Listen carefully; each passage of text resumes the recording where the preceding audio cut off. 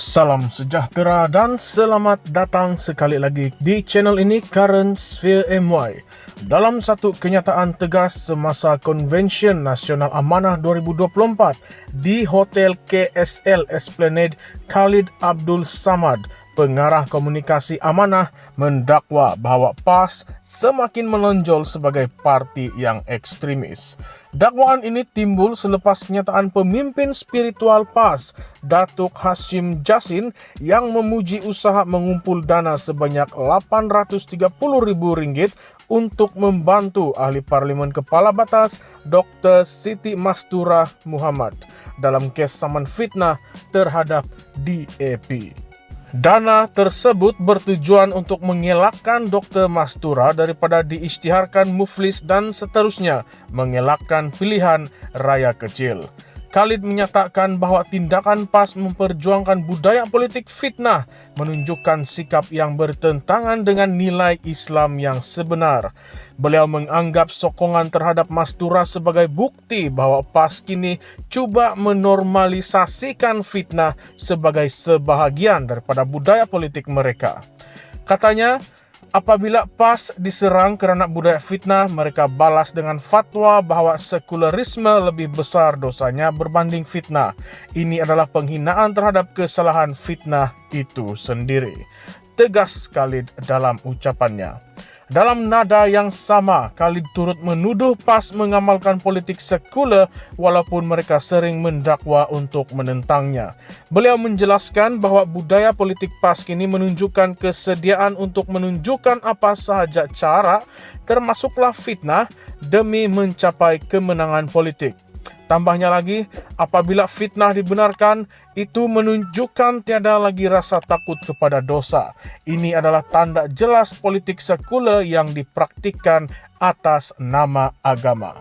Beliau menyatakan bahwa tindakan sebegini tidak hanya mencerminkan budaya politik yang membelakangi nilai agama, malah turut merosakkan imej Islam di mata masyarakat. Khalid turut melontarkan keyakinan bahwa masyarakat Melayu akan semakin menolak PAS kerana semakin sedar tentang eksploitasi agama yang dilakukan oleh parti tersebut. Beliau menyatakan Amanah menawarkan alternatif politik berlandaskan keimanan dan nilai-nilai agama sebenar yang lebih telus dan adil. Katanya lagi, saya yakin sebelum PRU16, sokongan terhadap Amanah akan semakin kukuh kerana rakyat akan melihat dengan jelas penyalahgunaan agama oleh PAS untuk kepentingan politik. Khalid juga menyebut bahwa Amanah mempunyai kelebihan sebagai sebuah parti yang konsisten dalam memperjuangkan nilai Islam tanpa membenarkan kompromi terhadap prinsip-prinsip agama, terutamanya dalam isu keadilan dan kebenaran. Pada Januari 23 hari bulan yang lalu, Dr. Mastura telah membayar sebanyak Rp830.34.75 kepada firma guaman Lim Kit Siang, Lim Guan Eng, dan Teresa Kok selepas kalah dalam saman fitnah yang difailkan oleh ketiga-tiga pemimpin DAP tersebut. Namun, jumlah itu masih disimpan oleh firma guaman sementara menunggu rayuan di Mahkamah Rayuan. Kes ini menarik perhatian ramai kerana ia bukan sahaja melibatkan jumlah tuntutan yang besar, tetapi juga implikasi politik yang melibatkan PAS sebagai salah satu parti utama dalam arena politik Malaysia. Pemimpin PAS termasuk Hashim Jassin memuji sokongan masyarakat terhadap Mastura, menyifatkan ia sebagai bukti solidariti rakyat terhadap perjuangan PAS. Namun, Amanah melihat tindakan ini sebagai cubaan untuk menghalalkan budaya fitnah dalam politik PAS. Khalid menyatakan bahwa tindakan seperti ini tidak hanya mencerminkan kelemahan dalam kepimpinan PAS, tetapi juga mendedahkan sikap tidak bertanggung jawab parti tersebut dalam memelihara nilai-nilai Islam. Persoalannya, adakah tindakan PAS ini benar-benar mencerminkan perjuangan mereka untuk memartabatkan Islam atau sekadar alat untuk mengekalkan pengaruh politik? Amanah mendakwa bahwa PAS kini semakin jauh daripada prinsip Islam sebenar dengan tindakan-tindakan mereka yang sering kali bertentangan dengan ajaran agama. Khalid juga menyentuh bagaimana fatwa-fatwa yang dikeluarkan oleh pemimpin PAS seringkali digunakan untuk mempertahankan tindakan mereka, walaupun tindakan tersebut jelas bertentangan dengan nilai agama. Dalam konteks ini, isu budaya politik fitnah yang dipertahankan oleh PAS menjadi perdebatan besar di kalangan rakyat. Khalid turut menyatakan bahwa masyarakat Melayu semakin sedar dan tidak lagi mudah terpengaruh dengan retorik agama yang digunakan oleh PAS. Beliau yakin bahwa Amanah mampu menjadi alternatif yang lebih baik dengan pendekatan politik yang lebih adil dan telus. Namun begitu, pihak PAS mempertahankan tindakan mereka, menyatakan bahwa sokongan terhadap Mastura adalah tanda solidariti dan keprihatinan masyarakat terhadap seorang pemimpin yang mereka anggap telah menjadi mangsa sistem yang tidak adil. Bagi penyokong PAS, tindakan ini adalah bukti komitmen parti tersebut dalam mempertahankan pemimpin mereka daripada serangan politik pihak lawan. Dalam masa yang sama, sokongan masyarakat terhadap usaha mengumpul dana untuk Mastura juga mencetuskan persoalan tentang sejauh manakah kesedaran rakyat terhadap isu fitnah dalam politik. Adakah rakyat benar-benar memahami implikasi budaya fitnah ini terhadap nilai agama dan etika politik? Atau adakah mereka sekadar menyokong tindakan ini kerana kesetiaan kepada PAS?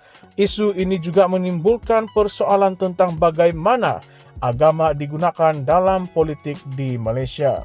Amanah mendakwa bahwa PAS telah menyalahgunakan agama untuk kepentingan politik, manakala PAS pula mempertahankan tindakan mereka sebagai sebahagian daripada perjuangan untuk mempertahankan Islam.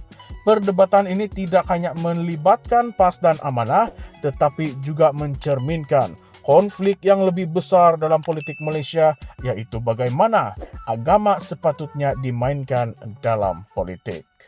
Persoalan besar yang timbul, apakah masyarakat Melayu akan terus menyokong PAS atau akan beralih kepada Amanah yang menawarkan alternatif politik berlandaskan keimanan dan nilai agama yang lebih konsisten? Khalid yakin bahwa masyarakat Melayu semakin sedar tentang penyalahgunaan agama oleh PAS, tetapi PAS pula yakin bahwa mereka masih mempunyai sokongan majoriti rakyat. Tuduhan Amanah terhadap PAS mencetuskan satu lagi persoalan yang besar. Adakah PAS kini semakin jauh dalam prinsip Islam sebenar dalam perjuangan politik mereka? Atau adakah tuduhan Amanah ini hanya strategi politik untuk melemahkan pengaruh PAS? Dengan tindakan mengumpulkan dana secara besar-besaran untuk menyelamatkan Mastura, adakah PAS sedang mewujudkan presiden baru di mana fitnah dianggap remeh asalkan matlamat politik tercapai? Adakah ini bertentangan dengan nilai Islam yang sebenar? Amanah juga mendakwa PAS menggunakan fatwa untuk menjustifikasikan tindakan mereka. Adakah masyarakat melihat ini sebagai panduan agama ataupun manipulasi agama demi kepentingan politik? Adakah Amanah sendiri menggunakan strategi serupa dengan memanfaatkan isu agama untuk menyerang PAS? Jika iya, bagaimana ini mempengaruhi kredibiliti mereka? Isu ini tidak hanya menjadi perdebatan antara Amanah dan PAS, tetapi juga mencerminkan bagaimana agama digunakan dalam politik Malaysia. Apakah pula pandangan Anda semua? Adakah rakyat bersetuju dengan pendirian Amanah atau masih percaya bahwa PAS memperjuangkan kepentingan umat Islam? Mari kita bincangkan, sila ulaskan pandangan Anda di ruangan komen di bawah dan jangan lupa untuk like, share, dan subscribe kepada channel ini Current Sphere MY. Sekian sahaja untuk video kali ini. Terima kasih semua.